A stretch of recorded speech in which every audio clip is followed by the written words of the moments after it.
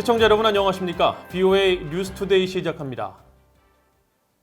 마이크 폼페오 미국 국무장관이 다음 주에 동남아시아 국가연합 아세안과 인도 태평양 지역 대표들과 만나 북한 문제 등을 논의할 것이라고 말했습니다. 국무부 동아태 담당 차관보는 북한이 불법 사이버 활동으로 미사일 개발 비용을 충당하고 있다고 지적하면서 미국의 강경한 대응 방침을 밝히고 북한의 협상 복귀를 촉구했습니다. 첫 소식 함지하 기자가 보도합니다. 최근 중국 등에 대응해 다자 협의를 강조하고 있는 미국 정부가 오는 9일부터 11일까지 동아시아 정상회의 장관회담과 동남아시아 연합 아세안, 인도 태평양 지역 나라들과 잇따라 회담을 개최합니다.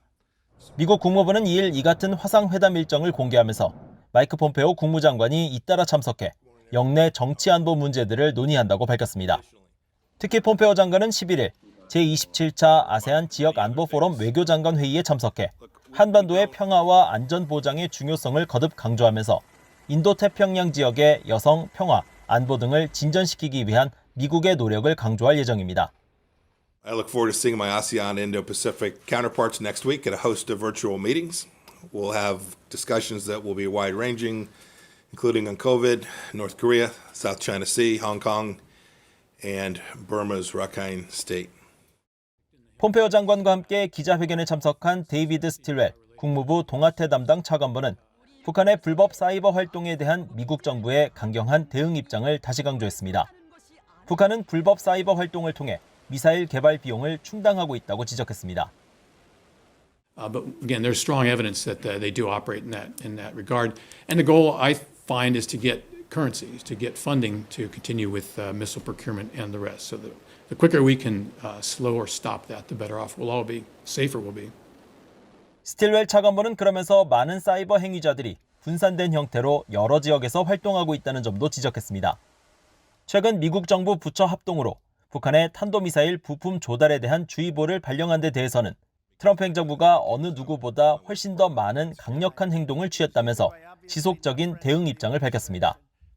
They can't just sit back and threaten and launch and all the things they've been doing. And so this is another step in that direction. 스틸웰 차관보는 그러면서 북한 주민들에게는 더 밝은 미래가 있지만 이를 위해서는 북한이 계속 고립 상태에 있지 말고 협상과 대화를 해야 한다면서 미국 정부의 대북주의보는 이를 보여주기 위한 목적이 있다고 강조했습니다. 앞서 스티븐 비건 국무부 부장관 겸 대북특별대표는 지난 31일 한 토론회에 참석해 미국과 인도, 일본, 호주 4개 나라의 협의체, 쿼드를 확대한 인도 태평양 지역의 다자 협력체 필요성을 강조했습니다. 다음 주 이달에 열릴 미국과 동아시아 등의 회담에서 북한은 물론 중국 등에 대응한 어떤 방안들이 도출될지 주목됩니다. BOA 뉴스 함지하입니다. 북한이 우라늄 농축 생산 활동을 지속하는 등 핵 활동이 여전히 심각한 우려를 낳고 있다고 국제원자력기구 IAEA가 밝혔습니다. IAEA는 1일 발표한 북한 핵안전조치 이행 보고서에서 북한의 핵 프로그램 지속은 유엔 안보리 관련 결의에 대한 명백한 위반이라면서 이같이 지적했습니다. IAEA는 영변 핵시설의 실험용 5메가와트 원자로 등에서 플루토늄 재처리 등과 같은 징후는 나타나지 않았지만 영변 핵연료봉 제조 공장에서는 원심 분리기에서 농축 우라늄 생산을 시사하는 움직임들이 포착됐으며 특히 평양 인근 강선 시설에서도 우라늄 농축 시설의 특징이 나타났다고 평가했습니다. IAEA는 지난 2009년 북한이 핵 사찰단을 추방한 이후 위성 사진 등을 통해 북한의 핵 활동 등을 감시하고 있습니다.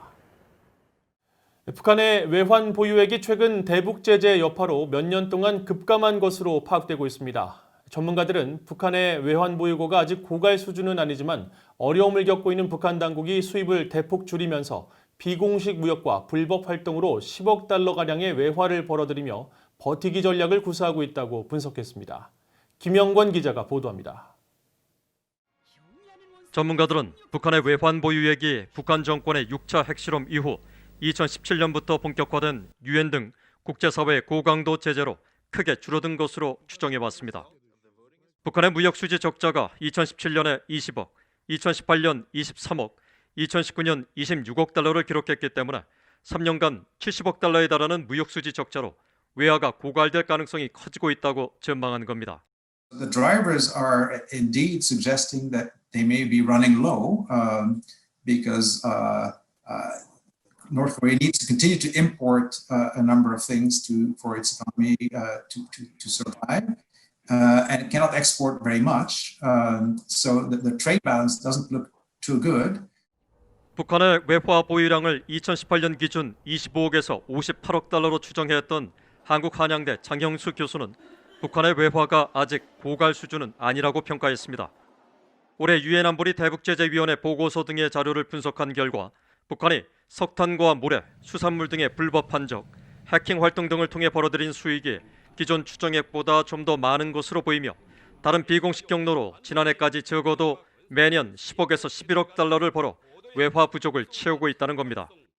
그러면서 북한의 올해 수입량 급감은 신종 코로나 바이러스 여파도 있겠지만 전략 노선의 변화가 더 크다고 분석했습니다.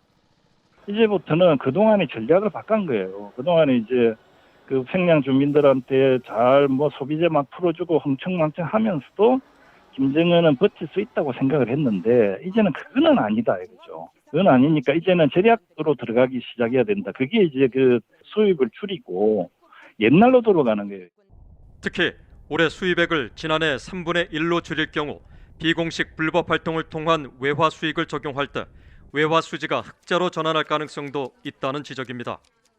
실제로 한국무역협회에 따르면 올해 상반기 북중 무역액은 4억 1,200만 달러로 전년 동기 대비 67%가 줄었고 특히 수입은 66.5%가 감소한 3억 8,300만 달러에 불과했습니다. 여기에 기존 북한의 무역수지 적자 통계가 허점이 많아 북한의 수입액과 적자폭이 부풀려졌다는 지적도 있습니다. 무역 적자가 다 적자가 아니라는 거거든요. 그러니까 예를 들어서 중국 기업이 북한에 투자하려고 그 기계 같은 거를 중국에서 갖고 들어왔을 거 아니에요. 그게 다 무역 통제는 기계가 되지만 그거를 북한이 돈을 중국에 지급한 게 아니죠. 전문가들은 또 경제 위기에도 북한의 시장 물가가 비교적 안정적인 건 수요 급감에 따른 가격 안정, 북한이 지난해까지 생필품과 비료를 대거 수입한 데 따른 공급 안정이 동시에 작용한 것으로 풀이했습니다. 장영수 교수는 북한 당국이 미국의 대선 결과와 새 대북 정책이 나올 때까지 불법 활동을 통한 외화 획득은 늘리고 수입 등 씀씀이는 크게 줄이면서 정면 돌파전을 계속 외치는 버티기 전략을 구사할 것으로 전망했습니다. 귀인뉴스 김영권입니다. 미국의 북한 전문 매체 38로스는 지난달 31일 미림 비행장을 촬영한 위성 사진을 토대로 평양 김일성 광장을 본뜬 지역 일대에 수천 명의 병력이 집결했으며 인근 주차장에도 수천 명의 병력이 집결한 모습으로 볼 때 북한 당국이 노동당 창건 75주년 열병식 예행 연습을 진행하고 있다는 증거라고 지적했습니다. 또 북한은 현재 평양 인근 미림 비행장에서 열병식 예행 연습을 진행하고 있으며 병력 만여 명 이상이 동원되고 차량 수백 대가 포착되고 있지만 아직 대륙간 탄도미사일, ICBM 등 전략 무기는 식별되지 않고 있다고 연합뉴스 등 한국 언론들이 정보 소식통을 인용해 보도했습니다. 이와 관련해 한국 국방부는 앞서 지난 7월 한국국회 국방위원회 업무보고에서 북한군이 당창건 75주년 행사 준비 활동을 지속하고 있다면서 미림 비행장 일대 장비고 신설과 광장 보수 등 열병식 준비 관련 동향을 포착했다고 보고한 바 있습니다. 러시아의 대형 에너지 관련 기업들이 자회사나 중개업체 등을 통해 연간 수천만 달러에 달하는 정제유 제품들을 북한에 공급해온 것으로 나타났습니다. 국제안보 전문 리서치 그룹인 카로는 지난달 31일 발표한 보고서에서 국제무역센터 ITC 통계 등을 분석한 결과 러시아 최대 에너지 회사인 로스네프트와 가스프롬이 북한에 수출한 정제유가 지난 2018년 2,040만 달러, 2019년에는 2,480만 달러를 기록했다고 밝혔습니다. 보고서는 또 러시아의 대북 정제유 제품 대부분이 로스네프트와 가스프롬의 자회사를 통해 수출됐으며 로스네프트가 생산한 정제유를 가스프롬의 자회사가 중개해 운송하는 등 이들 두 회사가 공급과 운송을 도맡은 것으로 분석했습니다. 유엔 안보리 대북제재위원회는 지난 2017년 결의 2397호를 통해 대북 정제유 공급량 상한을 연간 50만 배럴로 정하고 회원국이 북한에 정제유를 제공할 경우 그 양과 금액을 보고하도록 했으며 러시아는 2017년까지 대북 정제유 공급량이 거의 없다가 최근 양자관계 회복 등으로 지난해부터 대북 정제유 공급량이 크게 늘었습니다. 이상으로 VOA 뉴스투데이를 마칩니다. 시청해주신 여러분 고맙습니다.